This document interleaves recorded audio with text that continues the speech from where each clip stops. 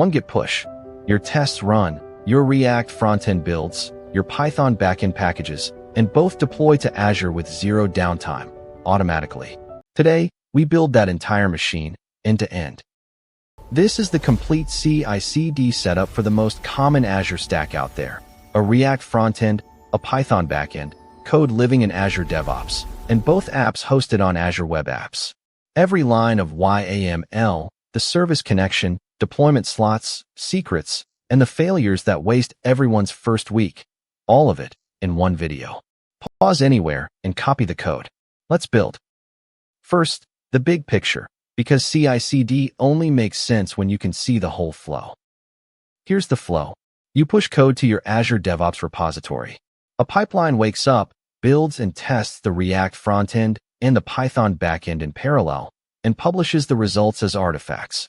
Those artifacts deploy to a staging slot on Azure Web Apps, a full copy of production nobody sees. And then a slot swap flips, staging into production instantly, with zero downtime. We're using two web apps, one running the node runtime, serving the React build, and one Linux Python app for the backend API.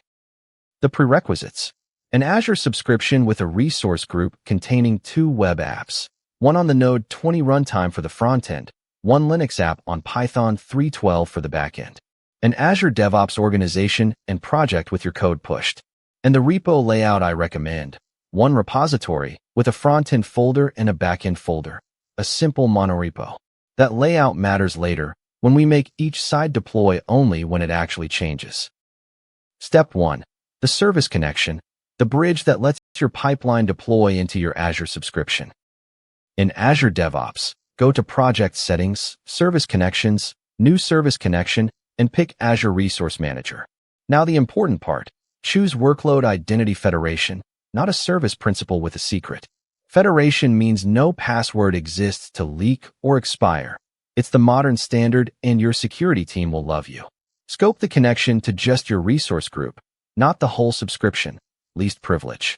And give it a clean name like sc-myapp-prod, because our YAML will reference it by that exact name. Step 2. The heart of everything, the pipeline YAML. We'll build it up piece by piece. The skeleton, a trigger that fires on every push to main. A pool, we run everything on Microsoft-hosted Ubuntu agents, which are free for a generous monthly quota. And 2 stages: build, then deploy, with deploy depending on build, so nothing ever deploys unless the build and tests passed. Now let's fill in the build stage, starting with React. The frontend job. Node tool pins Node 20 so builds are reproducible. Then 3 commands. npm CI, always use CI, not install, in pipelines, because it installs exactly what your lock file says. Run the tests, with watch mode off, or the pipeline will hang forever waiting for a keep rest that never comes. Then build. Finally, we zip the build folder and publish it as an artifact named frontend, which the deploy stage will pick up. The backend job, same pattern, Python flavor. Pin Python 3.12, install requirements. Run PyTest with AJ-unit XML report. And here's a nice touch.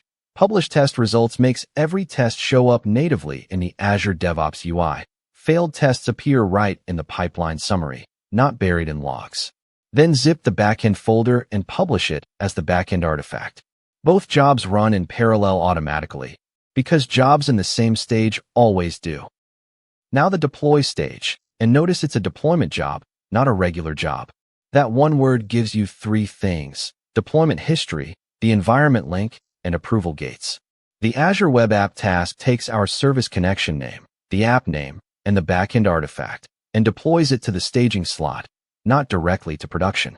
For Python apps, the startup command matters. We tell the web app to serve with gunicorn, binding to all interfaces.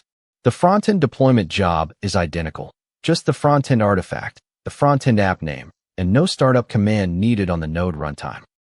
And the final move, the slot swap. Your new version sits on the staging slot, a real URL you can smoke test.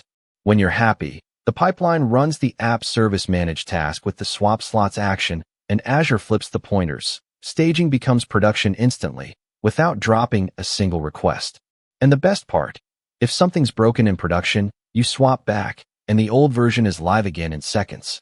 That's your rollback plan, built into the platform. Step 3. The parts that separate a demo pipeline from a production one. Secrets. Never in the YAML, never in the repo. Create a variable group under Pipelines, Library, and for real production, link it to Azure Key Vault, so secrets live in one governed place and the pipeline pulls them at runtime. Configuration like database strings belongs in the Web Apps app settings, not in your code. And one click that saves careers. Open environments, select production, and add an approval check. Now every production deploy waits for a human to click approve. Auto deploy to staging, human gate to production, that's the pattern. Now the failures everyone hits, so you don't. React tests hanging forever. You forgot watch all false. CI is non-interactive. Python app deploys green but serves 502s. Your startup command is wrong or missing. The web app doesn't know how to launch your app. Gunicorn plus your module and app name fixes it. The whole monorepo rebuilding when you change one line of CSS. Add path filters to your triggers so frontend changes only build the frontend. And the sneaky one, Azure's Oryx build system trying to rebuild your already built zip on deploy. Either ship a ready-to-run package like we did, or let Oryx build, but never both. Set SCM do build during deployment to false and move on with your life. And 4 pro touches while you're in there. Add AP or validation pipeline, so every pull request builds and tests before merge. Protect main with a branch policy, no direct pushes, green pipeline required. Add caching for node modules and pip packages. It can cut build times in half. And put the pipeline badge in your README. Partly for professionalism. Mostly because green badges feel amazing.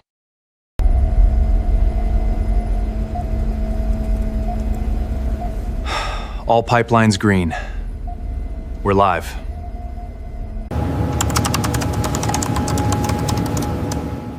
Ship it.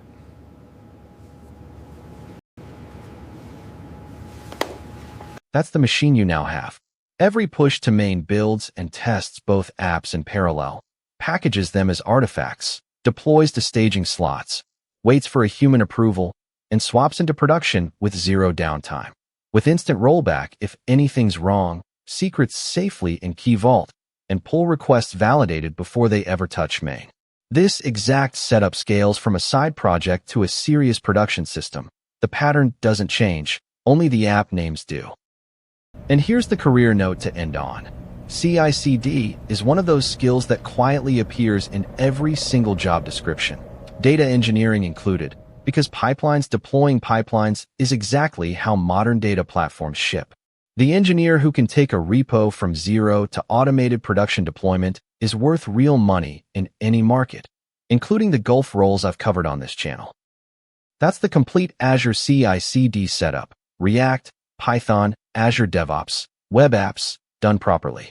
The full YAML is linked in the description so you can copy it straight into your repo. If this saved you a week of Stack Overflow, subscribe to Data Depth, Practical Engineering, every week. Tell me in the comments what stack you want the next setup video for. And as our friend in the video says, ship it. See you in the next one.